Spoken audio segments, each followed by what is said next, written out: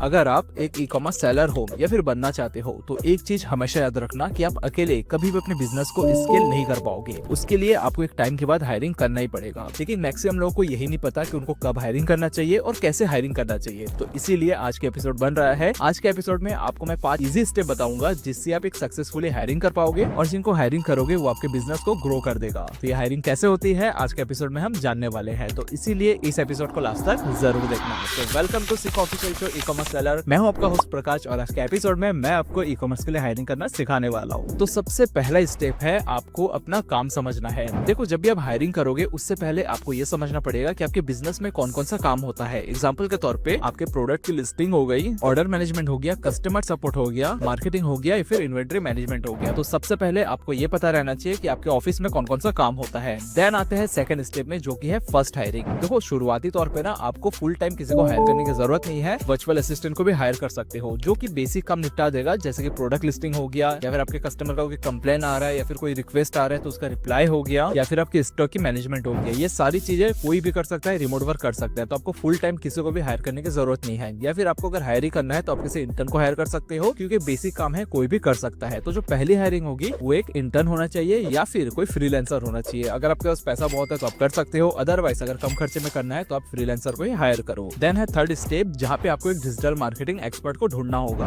क्योंकि देखो जब तक आपका प्रोडक्ट दिखेगा नहीं तो बिकेगा कैसे। तो आपका प्रोडक्ट दिखाने के लिए आपको एक मार्केटर को हायर करना पड़ेगा जो कि गूगल एड्स रन करे, इंस्टाग्राम एड्स रन करे और लोगों तक आपके प्रोडक्ट को लेके जाए। क्योंकि जब तक जाएगा नहीं तो ऑर्डर कैसे आएगा। तो थर्ड स्टेप में आपको एक डिजिटल मार्केटर एक्सपर्ट ढूंढना है जो कि आपके प्रोडक्ट की मार्केटिंग करे जिससे आपका प्रोडक्ट लोगों के मोबाइल तक पहुंचे। देन है फोर्थ स्टेप जहाँ पे आपको हायरिंग करना है एक ऑर्डर फुलफिलमेंट टीम। देखो डेली अगर 1-2 ऑर्डर आता है तो वो तो आप ही मैनेज कर सकते हो, लेकिन जैसे आपका ऑर्डर बढ़ेगा, दिन के 10 से 20 हो जाएगा, उसके बाद आपको हायरिंग करना पड़ेगा। और वहाँ पे सिर्फ एक ही बंदा आप हायर कर सकते हो जो कि ऑर्डर को पैकेज करेगा, कुरियर पिकअप मैनेज करेगा और कोई रिटर्न आता है तो वो चीजें मैनेज करेगा। तो फर्स्ट हायरिंग में आपको एक फ्रीलांसर हायर करना है। सेकंड हायरिंग में जब आपका ऑर्डर 10 से 20 हो जाएगा तब दूसरा हायरिंग करना है। देन पहुंचेंगे फिफ्थ स्टेप में जहाँ पे ग्रोथ के साथ आपको अपनी टीम एक्सपेंड करना होगा। देखो टीम बनाने का रूल एकदम सिंपल है, जैसे काम बढ़ेगा वैसे लोग बढ़ाना है। मतलब हर नए टास्क के साथ साथ नए पर्सन आपको हायर करना पड़ेगा। क्योंकि देखो स्टार्टिंग में जब आप हायर करोगे ना तो हायरिंग करना तो आप सीख ही जाओगे। उसके बाद आपको कंटेंट क्रिएटर हायर करना पड़ेगा जो कि आपके बिहाफ में कंटेंट बनाएगा। उसके बाद आपको एक एसईओ एक्सपर्ट हायर करना पड़ेगा जो कि एसईओ के जरिए आपके वेबसाइट में ट्रैफिक लाएगा। देन उसके बाद आपको एक वेबसाइट डेवलपर हायर करना पड़ेगा क्योंकि जैसे जैसे आपके वेबसाइट में ट्रैफिक आएगा वैसे वैसे आपके वेबसाइट क्रैश होने के चांसेस ज्यादा हो जाएगा। इसलिए आपको एक वेबसाइट डेवलपर हायर करना ही पड़ेगा जो कि आपके वेबसाइट को पूरा मैनेज करेगा। तो इस तरीके से आप ई कॉमर्स के लिए पावरफुल टीम बना पाओगे। तो आशा करता हूँ ये एपिसोड को पसंद आया होगा। अगर पसंद आए तो कमेंट में जरूर बताना, साथ ही साथ अपने दोस्तों से शेयर जरूर करना। मिलेंगे हम ई कॉमर्स सेलर के एक नए वीडियो में एक नए टिप्स के साथ।